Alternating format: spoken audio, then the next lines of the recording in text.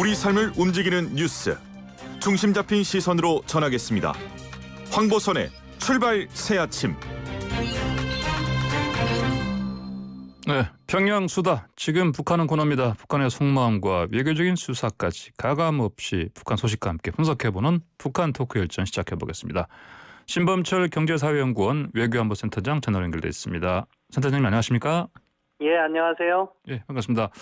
네, 반갑습니다. 네, 북한이 한미 연합훈련요. 이게 오는 16일부터 시작되지 않습니까? 그렇죠? 그럴 예정인데, 네. 자 이게 남북 관계 앞길을 흐리게 한다.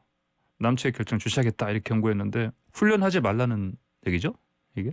예, 김여정 부부장의 이야기는 훈련을 중단하거나 연기해라 네. 이 이야기인 것 같습니다. 네.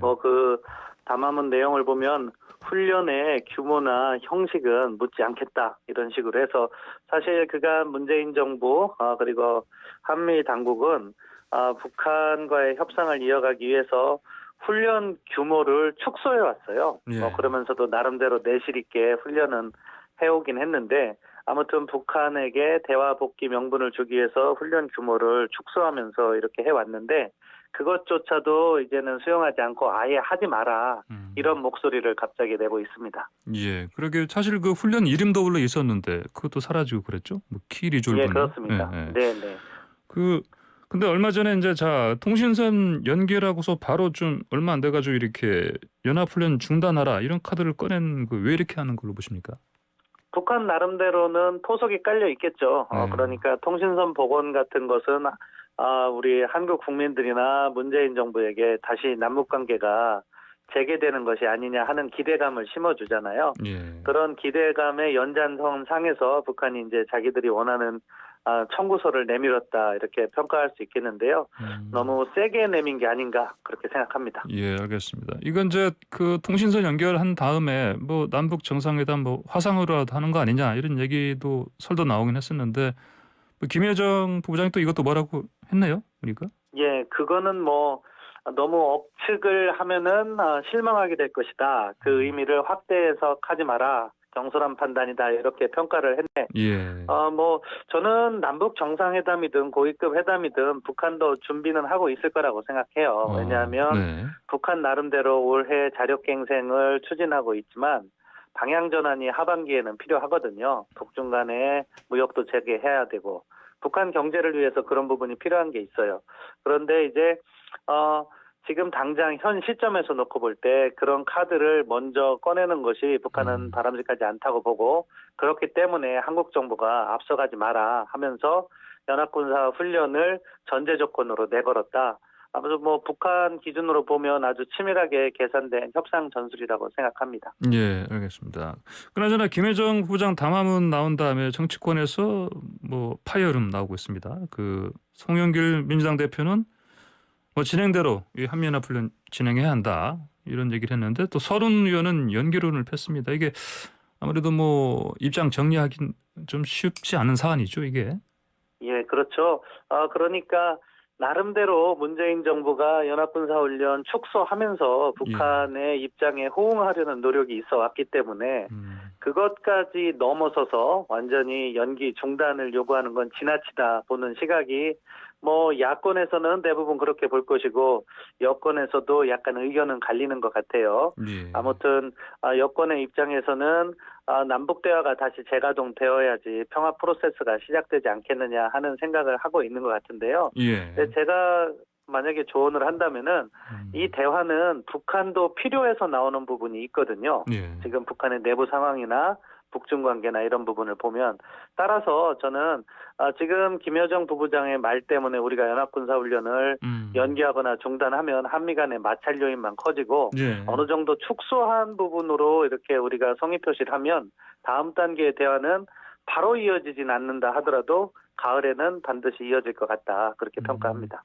그렇다면은 만약에 연합훈련을 하지 않는다 하더라도 어떤 북한의 기본적인 계산하고 있는 어떤 설정한 그런 그 모습이 바뀌지는 않을 것이다. 이렇게 예측하시는 거네 그러면요? 예, 저는 그렇게 봅니다. 왜냐하면 예. 자력갱생을 지금 김정은 국무위원장이 계속해서 연초부터 네. 엄청나게 강조하고 매진해오고 있는데요. 네. 그 성과가 뭐 경제 전문가들의 이야기죠. 성과가 나오기가 제한되는 부분이 있다. 그러면은 김정은 위원장으로서는 경제적 성과를 위해서 지금 차단된 북중 국경을 열어야 돼요. 예. 일종의 대외정책 변화가 필요한 거죠. 네. 그때 남북관계도 같이 개선하는 것이 북한의 시각에서도 합리적인 선택이거든요. 네. 그런 부분을 우리가 활용할 줄 아는 지혜가 필요하다고 봅니다. 예.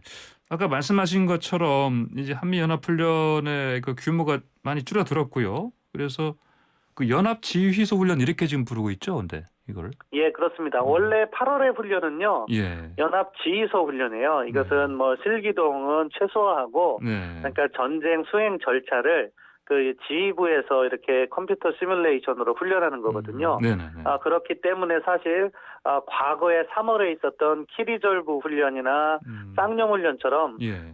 기동 훈련을 동반하지 않아요. 크게. 네. 그렇기 때문에 사실 뭐 북측 시각에서 본다 하더라도 8월달 훈련은 그들을 더 자극하는 건 아니거든요. 그렇기 때문에 사실 우리도 우리 나름대로의 기준은 가져가야지 북한에 끌려가지 않는 협상을 하는 거고, 예. 이 지휘소 훈련도 규모는 뭐 약간 조정할 수 있다고 봐요. 그리고 문재인 정부가 사실은 대규모 훈련은 줄였지만 약간 작은 훈련들을 각각 이렇게 하면서 또 대비태세 부족한 부분을 메워왔는데 이번에도 그런 형식으로 나가는 게 바람직하지 않나 싶습니다. 예, 알겠습니다. 그 과거에 한미훈련 규모 조정한 전례들이 좀 있었죠? 그렇죠. 완전히 중단이나 연기한 적도 있고요. 예. 조정한 적도 있고요. 뭐 1994년에 제네바 합의, 그러니까 북한 핵위기 때 네네. 팀스피리트 훈련을 갖다가 중단하고 네. 대화를 갖고 결과를 냈던 거고요. 네. 2018년에도 싱가포르 정상회담 결과로서 8월달 훈련이 연기됐죠. 네네. 그리고 그 이후에 2019년부터는 그 규모를 저희가 축소하면서 나름대로 북한과의 대화를 이어가기 위해서 노력했고, 이런 부분을 고려할 때 지금 북한이 비핵화 대화 쪽으로 복귀하겠다는 신호가 있고 대화가 네네. 예정됐다고 하면 그때는 저도 뭐 연합군사훈련 연기할 수는 있다고 생각해요. 예. 그런데 지금은 어떻게 보면 통신선 복원의 대가로 연합군사훈련을 재개하는 거나 마찬가지거든요. 네. 그것은 너무 지나치다. 왜냐하면 통신선은 북한이 스스로 차단한 거였고 네. 그때의 명분은 대북전단이었는데 우리 정부가 대북전단 금지법으로 호응을 해줬잖아요. 예. 그럼 사실 저는 그 정도면 충분하다. 새로운 청구를 하는 것은 이게 남북관계가 자칫하면 북한에게 끌려갈 수 있기 때문에 이번에 연기나 중단은 지나치다고 봅니다. 그 통신선 복구는 지금 간밤에 보도 나온 거 보니까 박지원 국정원장 얘기로는 김정은 위원장이 이번에는 요구해서 하는 거다. 이런 얘기 나오는데. 그런데 또 통일부 측에서는 남북이 합의했다 이렇게 이야기를 하고 있는데 네. 이런 것 같아요. 그 내막을 잘하는 박지원 국정원장 입장에서는 북한의 요청이 더 강했다는 걸 이야기하는 거고요. 네. 그런데 그렇게 하면 북한이 또 언제 우리가 요청했냐 이런 식으로 나올 수 있기 때문에 통일부에서는 약간 마사지를 오늘 아침에 한 것 같습니다. 그렇군요. 알겠습니다. 그리고요, 이 담화문에서 이 한미연합훈련 관련해서 한국의 역할을 촉구한 그 부분 있지 않습니까? 그렇죠. 그거는 이제 한국이 주도적으로 이 연합군사훈련을 축소하면서 남북 대화에 성의 있게 나와라 하는 북한의 요청인 거죠. 그렇군요.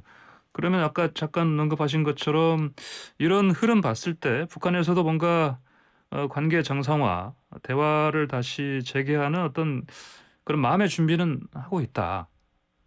실무 준비도 하고 있다. 이렇게 봐도 되겠습니까? 저는 그렇게 생각합니다. 이것이 우리 정부가 일방적으로만 화상 대화 준비를 한다거나 그런 건 아니라고 봐요. 북한에서도 어느 정도 신호는 있었을 거라고 보고요. 북한도 이제 내부 경제가 어렵다 보니까 분위기 반전이 필요한 시점이 올 것이고 그것이 하반기에 맞물려 돌아갈 가능성이 높다. 그런 측면에서는 저는 뭐 우리가 북한의 요구를 완전히 무시하고 너희들은 너희대로 가라. 우리는 훈련 있는 그대로 한다. 예. 이렇게 하기보다는 대화의 모멘텀을 살리는 측면에서 우리도 약간의 성의 표시는 해줘야 된다고는 생각합니다. 예. 다만 지금 북한이 요구하는 것이 연기나 중단은 네. 이 협상의 관점에 볼 때 지나치다. 그것을 네. 우리가 수용할 경우에는 앞으로 계속 끌려갈 수밖에 없다. 그렇게 보는 거죠. 알겠습니다. 그 중국의 역할을 좀 보지 않을 수가 없는데요. 어떻게 뭐 이를테면은 그 중국의 한반도 뭐 비핵화 접근법이라고 하는 그 쌍중단 이것과 괴를 같이 한다 이런 평가도 있는데 어떻습니까? 예, 뭐 내용적인 측면에서는 중국이 말하는 쌍중단과 개를 같이 한다고 봐요. 결국 예. 중국은 북한은 핵실험과 미사일 실험을 하지 말고 예. 한미는 연합군사훈련을 하지 마라. 이게 이제 쌍중단이거든요. 예. 예.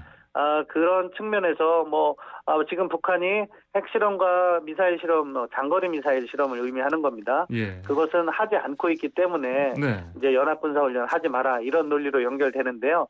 사실은 이게 중국의 국익이 포함되어 있는 거죠. 뭐냐면은 연합군사훈련을 하지 않으면 한미동맹이 약화되고 미국의 지역적인 관여가 약화되니까 중국에게 도움이 되는데 북한이 만약에 핵 개발을 중단한 상황이라면 저는 이거는 충분히 수용 가능한데 예. 북한은 실험 안 한다고 하더라도 내부적으로 핵 능력을 강화할 수 있기 때문에 우리가 이것에 비례해서 연합군사훈련을 하지 않는 거는 조금 손해보는 것 같아요. 예. 그리고 저 계속 나온 얘기지만 이제 중국이 또 미국과 지금 경쟁을 하고 있는데 미국을 압박하기 위해서 이제 북한 문제 활용할 가능성 어떻게 보십니까? 예, 뭐 미중 간에는 그런 논의가 있는 거죠. 지난 주말이었죠. 이번 주말 말고 지난 주말에 웬디 셔먼 국무부 부장관이 중국에서 협상을 했는데 그때도 북한 핵 문제 관련해서 이야기를 했다고 하더라고요. 미국과 중국이 협력할 영역이다. 근데 어떻게 보면 지금 미국과 중국이 대결을 하고 있는데 북한 문제와 관련해서는 미국이 중국에게 요청하는 모양새잖아요. 그러니까 역으로 보면 중국은 북한 카드를 가지고서는 이제 약간 활용하고 있다 이렇게 볼 수는 있겠는데 아무튼 지금 뭐 구도적으로 미중 경쟁이 심화되면 심화될수록 그것은 북한의 가치가 높아지는 효과를 가지고 오니까 우리도 그런 측면까지 함께 고려하면서 정책을 전개해야겠죠. 예, 실제로 북한도 또 이제 최근 중국에 좀 밀착하는 모습 보이지 않습니까?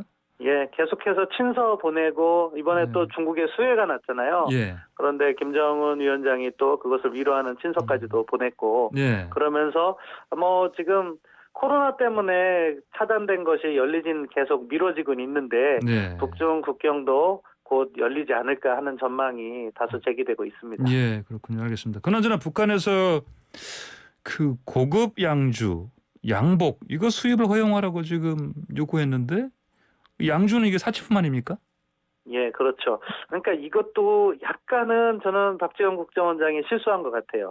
원래 취지는 뭐냐면은 북한이 정제유 그리고 광물 수출 그리고 생필품을 달라고 한 거예요. 제재 완화 목록으로. 그게 포인트인데.